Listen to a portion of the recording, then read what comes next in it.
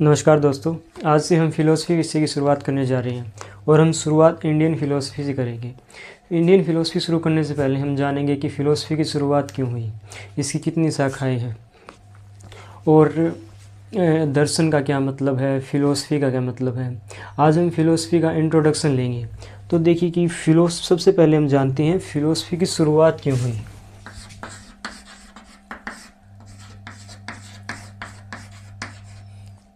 कि फ़िलोसफ़ी की शुरुआत क्यों हुई, इसकी ज़रूरत ही क्यों पड़ी। तो देखिए, जो पहले के लोग थे उन्होंने जीवन को सिर्फ जीने की बजाय इस जीवन को समझने की और जानने की इच्छा महसूस की। तो देखिए, जो पहले के लोग थे वो दुनिया को कैसे जानते थे। वो जानते थे धार्मिक कहानियों से, देवताओं से। लेकिन जैसे जैसे मनुष्य का विकास हुआ तो उसके मन में प्रश्न उठने शुरू हो गए। ये प्रश्न आप सबके मन में भी उठते ही होंगे। रात को 2 बजे हम सभी महान फिलोसफर बन जाते हैं कि मैं कौन हूँ, हम यहाँ क्यों हैं, हम जा कहाँ रहे हैं, इस दुनिया को किसने बनाया, दुनिया बनाने वाले क्या तेरे मन में आई, क्यों दुनिया बनाई। ये सभी प्रश्न उठने शुरू हुए। और जब इन प्रश्नों के उत्तर धार्मिक कहानियों में नहीं मिले तो मनुष्य ने अपनी सोच और तर्कों का इस्तेमाल शुरू कर दिया। और जैसे जैसे शहर, राजनीति और समाज का विकास हुआ, नए प्रश्न खड़े हो गए। न्याय क्या है, अच्छा जीवन कौन सा जीवन है, सच की क्या परिभाषा है, सच को कैसे जाना जाए। तो इन्हीं सभी प्रश्नों ने मनुष्य को धर्म से, मिथकों से और परंपराओं से बाहर निकालकर स्वतंत्र सोच की ओर धकेल दिया। यही स्वतंत्र सोच और तर्कशील सोच ही फिलोसफी का जन्म है। देखिए, फिलोसफी बड़ा मज़ेदार सब्जेक्ट है। अगर आप इसको पढ़ेंगे ना तो आपका जीवन देखने का नज़रिया ही बदल जाएगा। अधिकांश समस्याएं आपकी समाप्त हो जाएंगी। तो देखिए, सबसे पहले हम जानते हैं कि दर्शन और फिलोसफी में क्या मतलब है। तो सबसे पहले हम देखते हैं कि दर्शन शब्द का क्या मतलब है।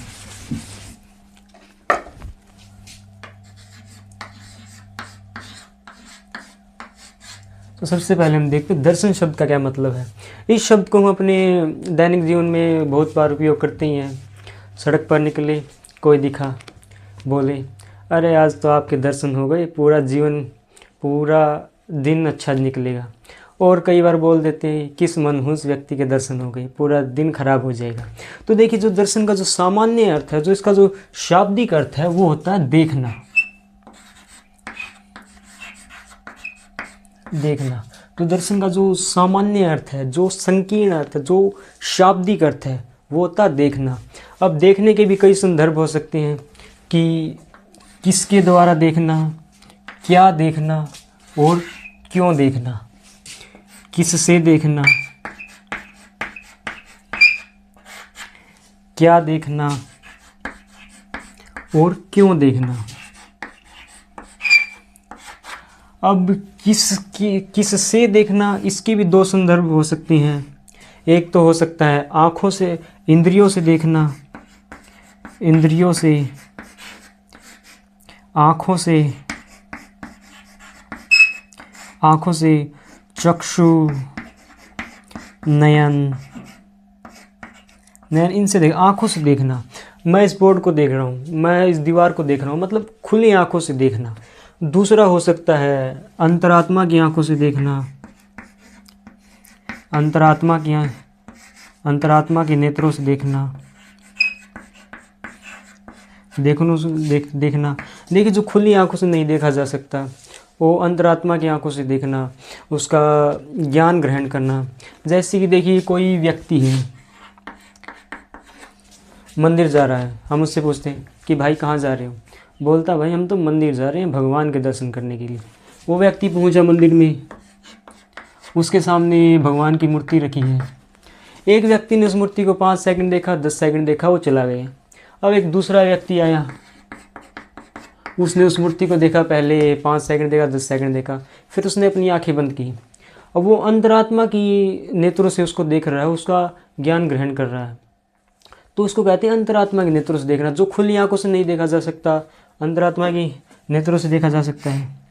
अब क्या देखना, इसमें भी 2 संदर्भ बन सकते हैं। एक तो हो सकता है भौतिक जगत को देखना, इस संसार को देखना, भौतिक जगत, इस संसार को देखना, इस संसार की वस्तुओं को देखना, इस संसार की वस्तुओं को देखना। और दूसरा हो सकता है परम तत्वों को देखना। परम तत्व, परम तत्व को देखना जो कि सर्वोच्च सत्ता है।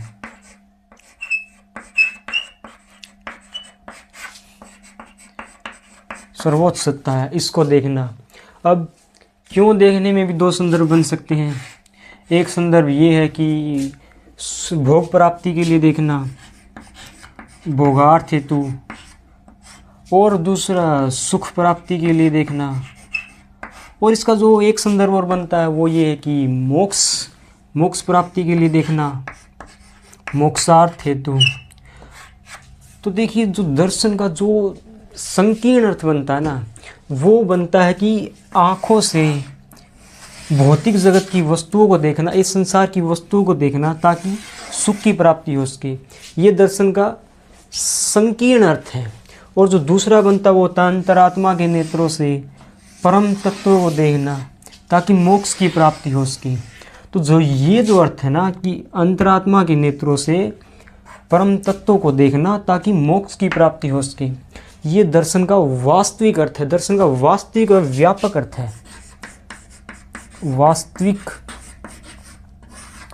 व व्यापक अर्थ है। जो दर्शन का जो वास्तविक और व्यापक अर्थ है ना, वो ये है कि अंतरात्मा के नेत्रों से परम तत्वों को देखना ताकि मोक्ष की प्राप्ति हो सके। तो कई बार हम दर्शन का अर्थ संकीर्ण अर्थ में ले लेते हैं, लेकिन जो वास्तविक अर्थ है वो ये है, अंतरात्मा के नेत्रों से परम तत्वों को देखना ताकि मोक्ष की प्राप्ति हो सके। तो दर्शन का वास्तविक मतलब ये है। तो ये हुआ हमारा दर्शन का मतलब। अब हम देखते हैं फिलॉसफी का क्या मतलब है।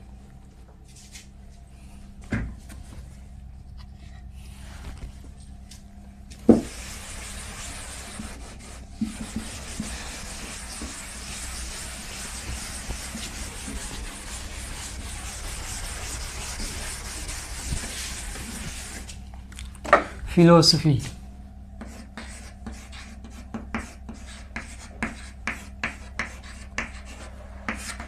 कि फिलॉसफी का क्या मतलब। देखिए फिलॉसफी का मतलब है ज्ञान के प्रति प्रेम, ज्ञान के प्रति प्रेम, love of wisdom, love of wisdom. Philosophy का मतलब है ज्ञान के प्रति प्रेम, यानी कि लव ऑफ विजडम। ER लगा दीजिए, फिलोसफर यानी ज्ञान के प्रेमी, ज्ञान के प्रेमी। बेसिकली अगर देखा जाए तो हम सब लोग फिलोसफर हैं। जो वीडियो देख रहे हैं वो भी फिलोसफर हैं। खुश हो जाइए कि आप लोग फिलोसफर हैं। इस दुनिया में जितने लोग हैं वो सभी फिलोसफर, क्योंकि सभी का अपना जीवन जीने का ढंग है। हम इस दुनिया के लोगों को फिलोसफर और नॉन फिलोसफर में वर्गीकृत नहीं कर सकते, उनको नहीं बांट सकते। हाँ, मतलब फ़र्क बस इतना है कि कोई अच्छा फिलोसफर है, कोई बैड फिलोसफर है। जो अच्छा फिलोसफर है वो अत्यधिक तार्किक, अत्यधिक बौद्धिक, उसका व्यापक दृष्टिकोण होगा जिसका, उसको हम कहेंगे अच्छा फिलोसफर है, गुड फिलोसफर है। लेकिन जो अतार्किक है, अबौद्धिक है, अंधविश्वास से युक्त है, उसको हम कहेंगे बैड फिलोसफर है। तो हम दुनिया के लोगों को फिलोसफर और नॉन फिलोसफर में वर्गीकृत नहीं कर सकते। हर व्यक्ति फिलोसफर, क्योंकि सभी का अपना जीवन जीने का ढंग है। एक जो चरवाहा है वो भी फिलोसफर है, क्योंकि वो अपने जीवन से, अपने ढंग से जीवन को जी रहा है, अपने दृष्टिकोण से जीवन को देख रहा है। हर व्यक्ति अपने दृष्टिकोण से जीवन को जीता है, तो हर व्यक्ति फिलोसफर है। तो अगर हम फिलोसफी को परिभाषित करें तो हम परंपरागत रूप में कह सकते हैं कि परंपरागत हम तौर पर फिलोसफी को परिभाषित करते हुए कह सकते हैं कि जो फिलोसफी है वो जीवन और जगत के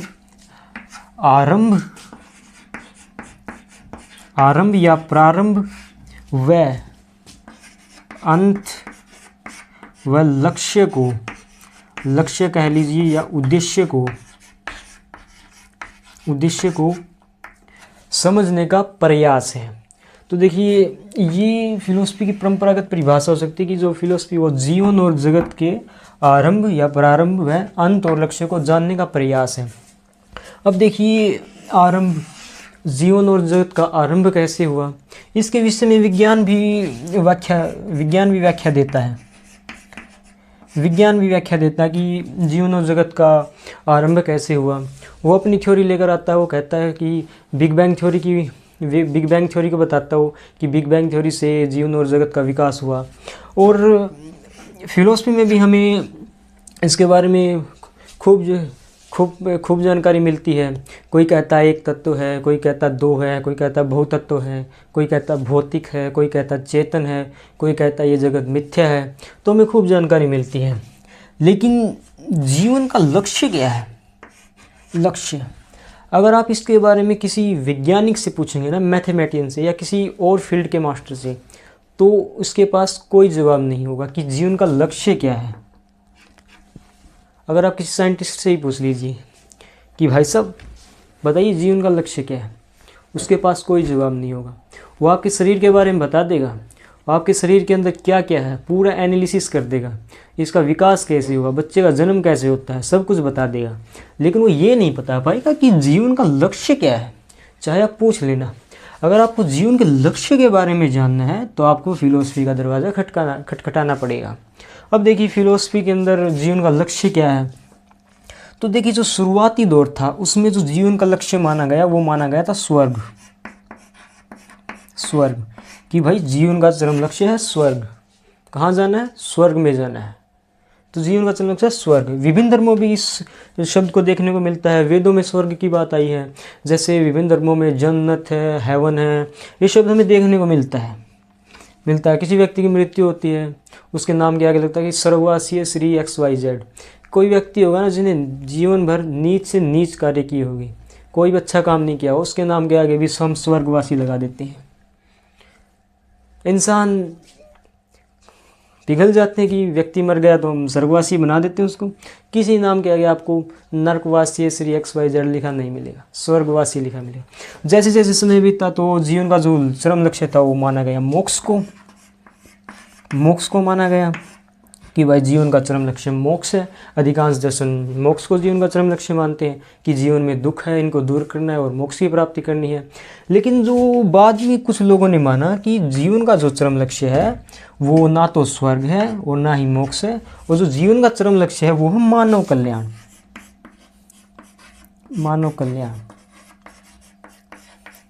तो जीवन के चरम लक्ष्य को मानव कल्याण माना गया। जैसे कि आप महात्मा गांधी से पूछिए, गांधी से पूछिए, रविंद्रनाथ टैगोर से पूछिए, राधा कृष्णन से और आप स्वामी विवेकानंद से पूछेंगे तो, और आप अरविंद से पूछेंगे तो ये कहेंगे कि जीवन का जो चरम लक्ष्य है वो है मानव कल्याण। ये मानवतावादी दार्शनिक है। और ये जो दार्शनिक है ये समकालीन नैतिक भारतीय दार्शनिक हैं। ये मानवतावादी दार्शनिक है, ये मानव कल्याण को वरीयता देते हैं। तो ये ना तो स्वर्ग को जीवन का लक्ष्य मानते हैं और ना ही मोक्ष को, ये मानते हैं मानव कल्याण ही जीवन का चरम लक्ष्य है। तो ये हुआ लक्ष्य। तो देखिए इसकी परिभाषा, जीवन और जगत के आरंभ या प्रारंभ को वह अंत और लक्ष्य को जानने का प्रयास है। तो अब सवाल ये बनता है कि भाई कौन सा प्रयास है? तो वो प्रयास हो सकता है तार्किक प्रयास हो सकता है, वो बौद्धिक प्रयास हो सकता है, वो सर्वांगीय प्रयास हो सकता है, वो निष्पक्ष प्रयास हो सकता है, वो व्यापक हो सकता है। तो ये इन प्रयासों से हम इन सबको जानने का प्रयास करते हैं। तो ये है फिलोसफी की परिभाषा और ये है फिलोसफी का मतलब।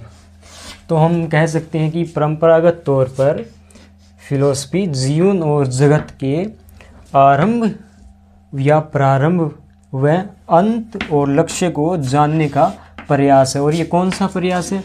तार्किक प्रयास है, बौद्धिक प्रयास है, सर्वांगीय प्रयास है, निष्पक्ष प्रयास है, व्यापक प्रयास है। तो ये फिलोसफी की परिभाषा। तो देखिए आप इसको।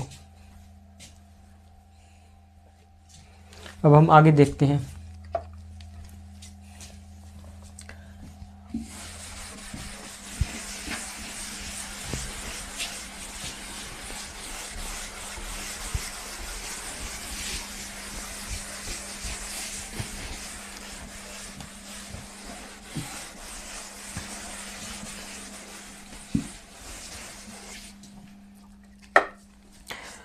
अब देखिए, अगर आपसे कोई पूछे ना कि बताइए हम फिलोसफी में अगर हमें किसी चीज़ का अध्ययन करना है तो हमें किस पद्धति का उपयोग करना पड़ेगा, तो देखिए फिलोसफी में किसी भी चीज़ का अध्ययन करने की पद्धति क्या होनी चाहिए।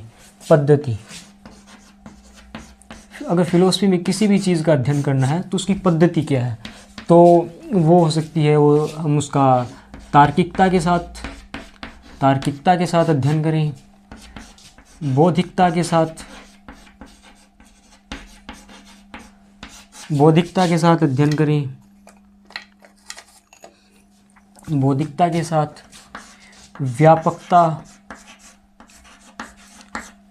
व्यापकता के साथ, समीक्षा के साथ और मूल्यात्मक अध्ययन करें। मूल्यात्मक का मतलब है क्या होना चाहिए, क्या होना चाहिए।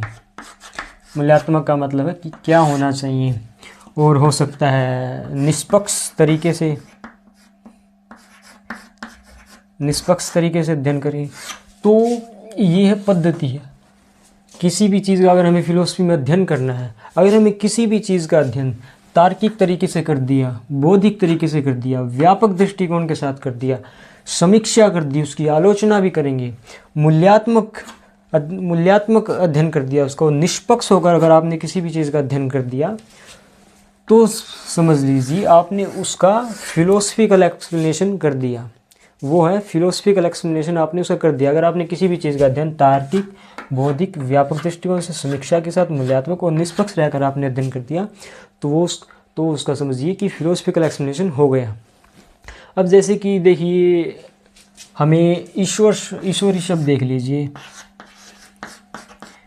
जैसे ईश्वर शब्द है, ये शब्द फिलोसफी में हमें खूब देखने को मिलेगा, इसके बारे में खूब जानना है। अब देखिए, अगर हमें इसका भी अध्ययन करना है तो इसका भी अध्ययन हम तार्किक तरीके से करेंगे, बौद्धिक तरीके से करेंगे, व्यापक दृष्टिकोण के साथ करेंगे, इसकी समीक्षा भी करेंगे, इसकी आलोचना भी करेंगे, बाद में देखेंगे कि क्या होना चाहिए, और निष्पक्ष होकर हम इसका अध्ययन करेंगे। निष्पक्ष रहकर, तटस्थ रहकर इसका अध्ययन करेंगे।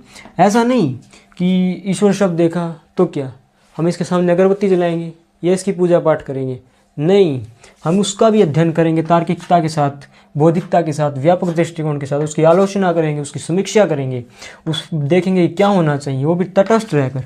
ऐसा नहीं कि ईश्वर शब्द देखा और दो ग्रुप बन गए, एक यस का और एक नो का। ऐसा नहीं करना बिल्कुल भी कि दो ग्रुप बना लिए, ईश्वर शब्द आया, यस भाई हम तो बिल्कुल मानते हैं, इसके तर्क देने शुरू कर दिए। इसके जो फेवर में होगी फेवर में तर्क देंगे, जो एंटी होंगे उसके एंटी में, उसके विपरीत में तर्क देना शुरू कर देंगे।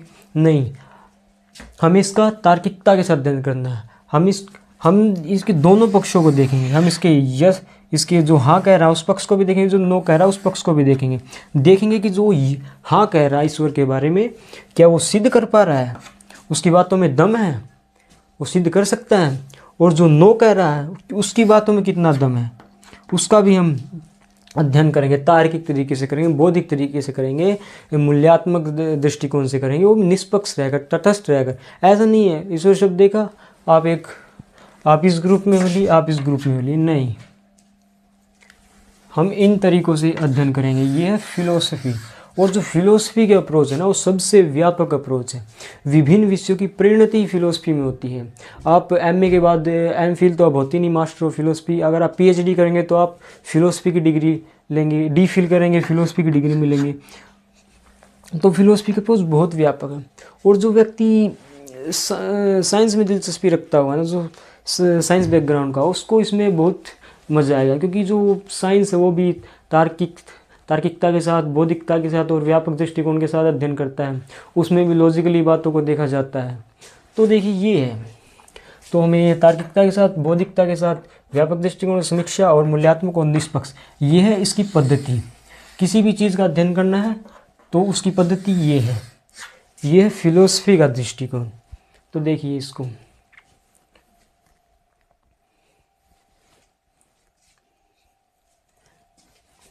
अब हम देखते हैं जीवन और जगत, जो हमने पहले किया था ना।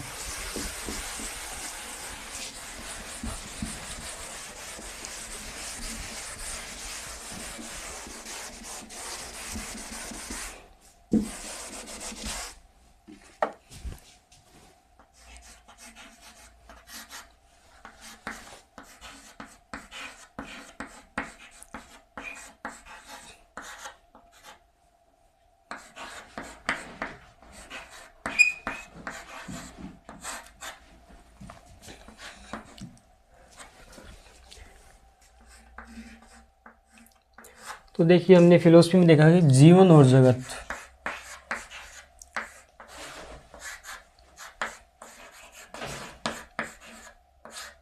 जीवन और जगत के आरंभ, प्रारंभ, व्यांत और लक्ष्य को जानने का प्रयास है। अब देखिए जो ये जीवन है, जो हमारा जीवन है, इसके विभिन्न पक्ष हैं। इसके विभिन्न पक्ष हो सकते हैं।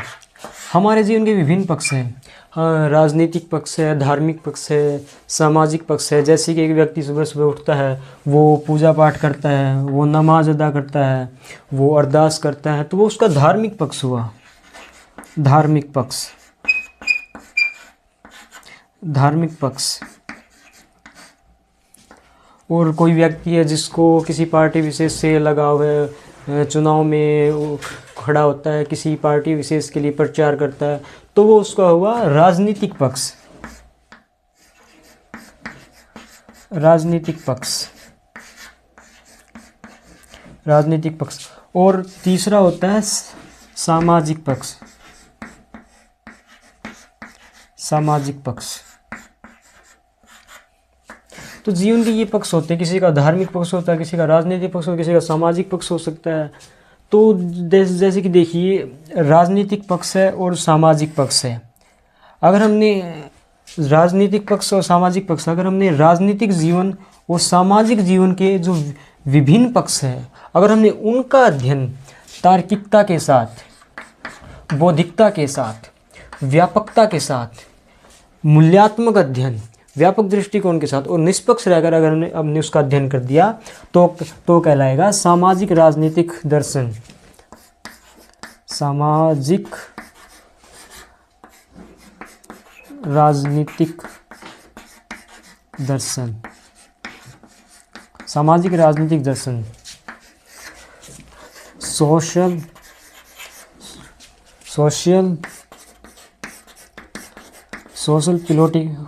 Social political philosophy.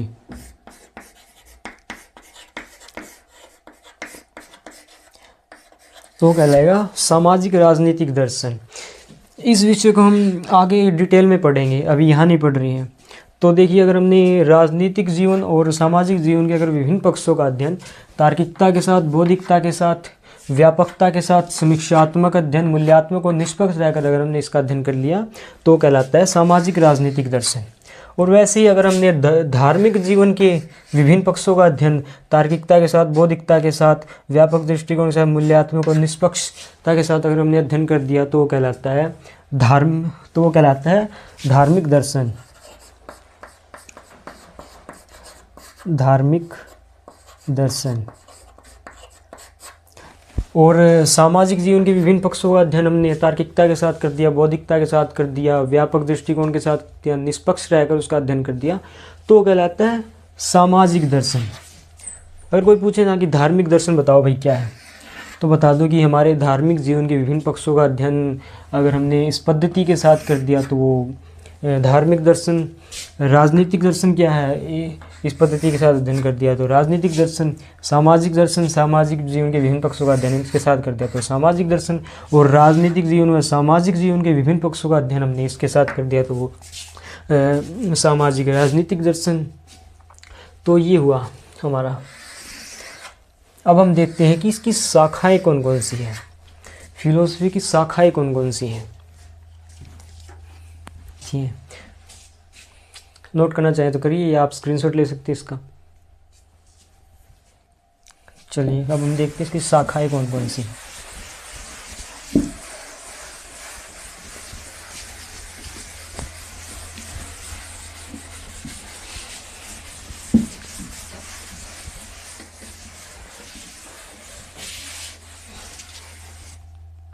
देखिए, तो देखिए फिलोसफी की 3 प्रमुख शाखा मानी जाती हैं। 3 प्रमुख शाखाएं हैं। एक है मेटाफिजिक्स,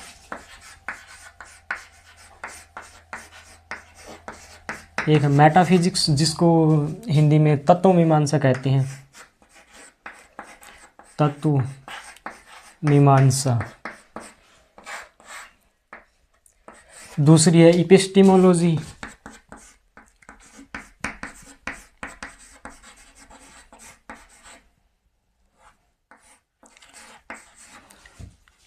जिसको ज्ञान मीमांसा कहते हैं।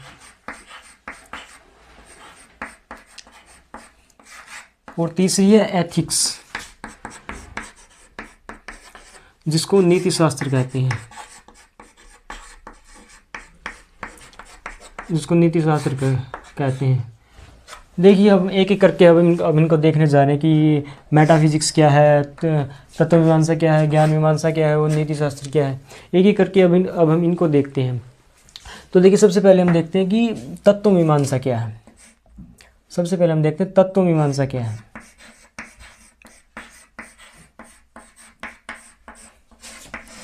सबसे पहले देखते हैं हम तत्व मीमांसा क्या है। तो देखिए जो मीमांसा का मतलब है वो होता है खोज, वर्णन, विवेचना,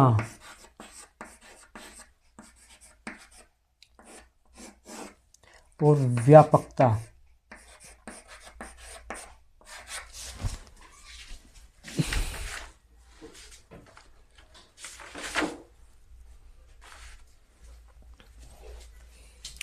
जो मीमांसा का मतलब होता है खोज, वर्णन, विवेचना और समीक्षा।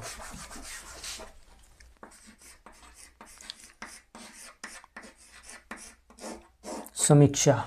तो देखिए जहाँ पर तत्वों की खोज, तत्वों का वर्णन, तत्वों की विवेचना और तत्वों की समीक्षा होती है, वो होती है तत्व मीमांसा। उसको मेटाफिजिक्स कहते हैं। अब तत्व क्या है कि मूल तत्व क्या है, मूल तत्व, मूल तत्व क्या, मूल तत्व की खोज, मूल तत्व का वर्णन, मूल तत्व की विवेचना और मूल तत्व की समीक्षा होती है, उसको हम कहते हैं तत्व मीमांसा। अब देखिए इस तत्व के अंदर ईश्वर, आत्मा, जगत आदि का वर्णन होता है। ईश्वर, आत्मा, जगत आदि का वर्णन होता है। ये है तत्व मीमांसा, मेटाफिजिक्स। अब हम तत्व लग रहे हैं कि अब ये तत्व क्या है। तो देखिए इस संसार को 2 तत्वों में विभाजित किया जा सकता है। एक है भौतिक तत्व और दूसरा है चेतन तत्व। तो देखिए भौतिक और चेतन तत्व क्या है।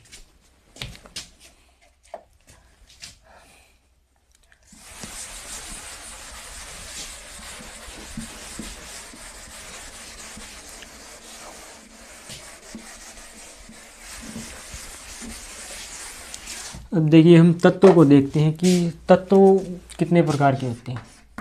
तो देखिए जो तत्व है वो 2 प्रकार के होते हैं। एक तो है भौतिक तत्व और दूसरा है चेतन तत्व। भौतिक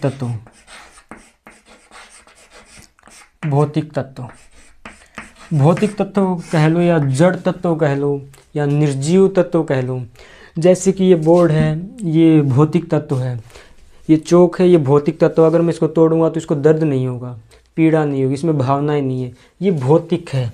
ये जड़ है, ये निर्जीव है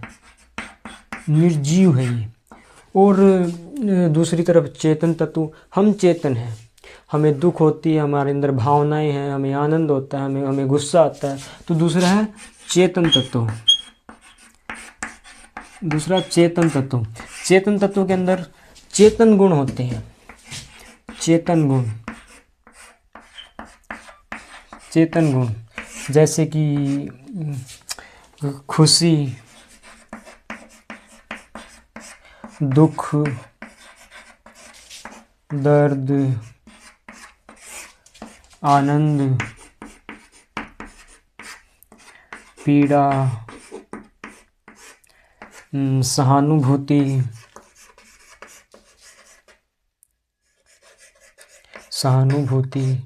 तो ये चेतन तत्व है जिसके अंदर ये चीज़ें होती हैं। और भौतिक तत्वों के अंदर जड़, निर्जीव, जैसे कि हम आंखों से देख रहे हैं, जैसे बोर्ड ये निर्जीव है, ये कुर्सी निर्जीव है, ये पंखा निर्जीव है, मेरे सामने लगा कैमरा निर्जीव है, तो ये निर्जीव है। और देखिए अगर हम भौतिक तत्वों को अगर हम मूल तत्व मानेंगे, अगर हमने भौतिक तत्वों को मूल तत्व मान लिया, जैसे कई दर्शन है जो जीवन और दर्शन के मूल तत्वों को मूल तत्वों को भौतिक तत्व मानते, तो वो कहलाएगा भौतिकतावाद।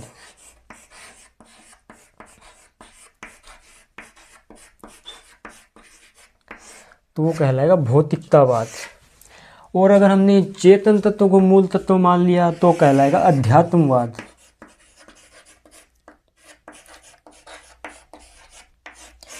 अध्यात्मवाद। अगर आपने भौतिक तत्वों को मूल तत्व माना तो कहलाएगा भौतिकतावाद। अगर हमने चेतन तत्वों को मूल तत्व मान लिया तो कहलाएगा अध्यात्मवाद। तो जैसे कई दर्शन हैं वो जीवन और दर्शन के मूल तत्वों को भौतिक तत्व मानते हैं। देखिए आज का समाज भौतिकतावादी समाज है। आज का समाज भौतिक तत्वों को ही वरीयता देता है। गाड़ी, रुपया, पैसा, मकान, इन सब के पीछे भाग रहे हैं। आज के समाज को कोई मतलब नहीं है चेतन तत्व से, कोई मतलब नहीं किसी की भावना से। आज का समाज सिर्फ और सिर्फ शरीर को वरीयता देता है। किसी के मन में कोई कितना परेशान है, कोई कितना पीड़ा में है, उसके अंदर क्या चल रहा है, उसकी आत्मा क्या कहती है, कोई मतलब नहीं, बस शरीर। और परिणाम क्या हुआ, नैतिकता में भारी गिरावट आई इसके कारण। तो ये है तत्व। तो हमने तत्व देख लिया, तत्व मीमांसा देख लिया। अब हम देखते हैं कि ज्ञान मीमांसा क्या है।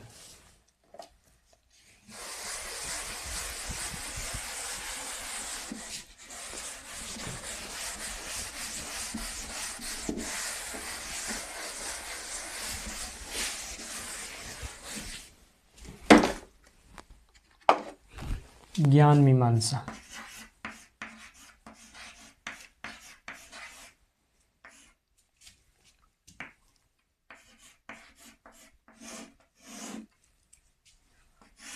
तो देखिए, जहाँ मीमांसा का मतलब होता है खोज,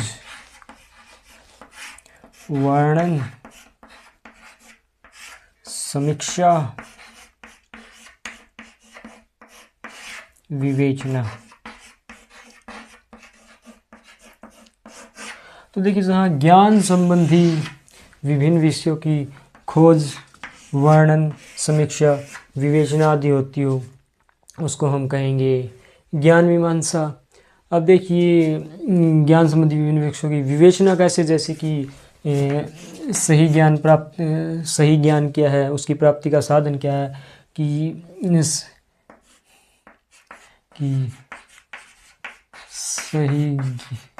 सही ज्ञान प्राप्ति का स्रोत क्या है, प्राप्ति का स्रोत क्या है, ज्ञान कितने प्रकार का है, ज्ञान के प्रकार कितने हैं, ज्ञान का स्वरूप क्या है, सीमा क्या है, ज्ञान की प्रमाणिकता कैसे निर्धारित होती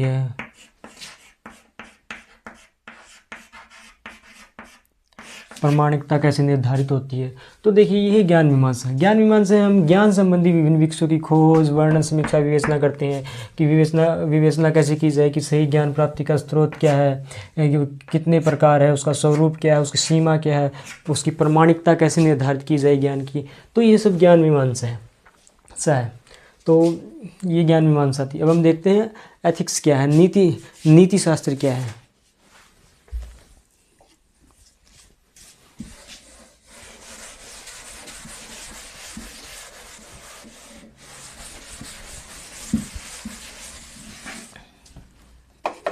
तो देखिए, नीति शास्त्र क्या है।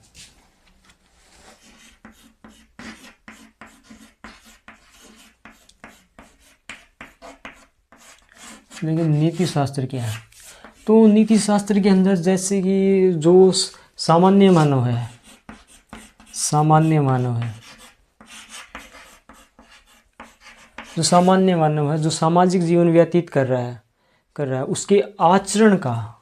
उसके आचरण की विवेचना और मूल्यांकन किया जाता है। उसका जो आचरण है, उसके आचरण की विवेचना और मूल्यांकन करना ही नीति शास्त्र है। एथिक्स में यही होता है कि उसके आचरण का मूल्यांकन कैसे होगा, मूल्यांकन के अंदर कि उचित क्या है और अनुचित क्या है, मनुष्य को कौन सा कर्म करना चाहिए। ये उचित ये है कि मनुष्य को कौन सा कर्म करना चाहिए, कौन सा कर्म करना चाहिए और कौन सा कर्म नहीं करना चाहिए। एथिक्स में हम यही सब पढ़ते हैं। इसको हम एथिक्स में ही डिटेल में देखेंगे, यहाँ इतने डिटेल से करने की ज़रूरत नहीं है, हम बस मोटा मोटा देखकर निकलते हैं। अब देखिए कि उचित क्या है, अनुचित क्या है। अब देखिए कि हम जो उचित है और अनुचित है, हम उचित आचरण को बढ़ा सकते हैं और अनुचित आचरण को हम घटा सकते हैं। उस जैसे कि किसी व्यक्ति को प्रोत्साहित कर कर उसे उपहार देकर और हम अनुचित आचरण को कम कर सकते हैं, उसकी निंदा कर यहाँ पर प्रशंसा भी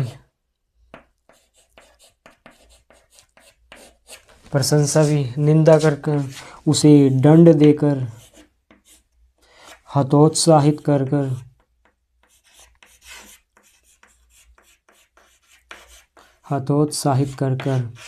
हम इस आचरण को, अनुचित आचरण को घटा सकते हैं और उचित आचरण को बढ़ा सकते हैं। भारत सरकार भी तो नाना प्रकार के उपहार देती है लोगों को। अब देखिए कि उचित है और जो अनुचित है, अब इसका निर्धारण कैसे होगा, इसका निर्धारण कौन करेगा, इसका निर्धारण कैसे होगा। तो देखिए जैसे कि कानून के हिसाब से माना जाए तो, जैसे कि अगर कोई कानून के अनुसार कार्य कर रहा है तो वो उसका कर्म उचित कर्म है, और कानून के विपरीत कर रहा है तो वो अनुचित कर्म है। कई बार धर्मों के हिसाब से देखा जाता है कि कोई व्यक्ति धर्म के हिसाब से कार्य कर रहा है तो वो उचित है, कोई अनुचित है।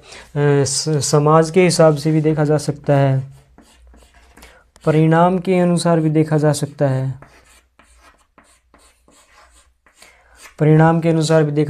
कि हम कोई कर्म कर रहे हैं, उसका परिणाम क्या निकल रहा है। अगर उसका परिणाम अच्छा निकल रहा है तो वो कर्म उचित कर्म है, और परिणाम गलत निकल रहा है तो वो कर्म अनुचित कर्म है। इसको हम डिटेल में एथिक्स में ही देखेंगे। तो ये थी दर्शन शास्त्र की तीसरी शाखा नीति शास्त्र की। हमने तत्व मीमांसा देख ली, ज्ञान मीमांसा देख ली। तत्व मीमांसा में तत्व संबंधी विषयों की खोज, विवेचना, वर्ण, समीक्षा आदि। ज्ञान मीमांसा में ज्ञान संबंधी विभिन्न विषयों की। और नीति शास्त्र में जो सामाजिक जीवन व्यतीत कर रहे सामान्य मनुष्य के आचरण का विवेचना और मूल्यांकन किया जाता है। अब मूल्यांकन दो आधार पर हो सकता है, एक उचित और अनुचित। हम उचित वो है कि मनुष्य को कौन सा कर्म करना चाहिए, और अनुचित है कौन सा कर्म नहीं करना चाहिए।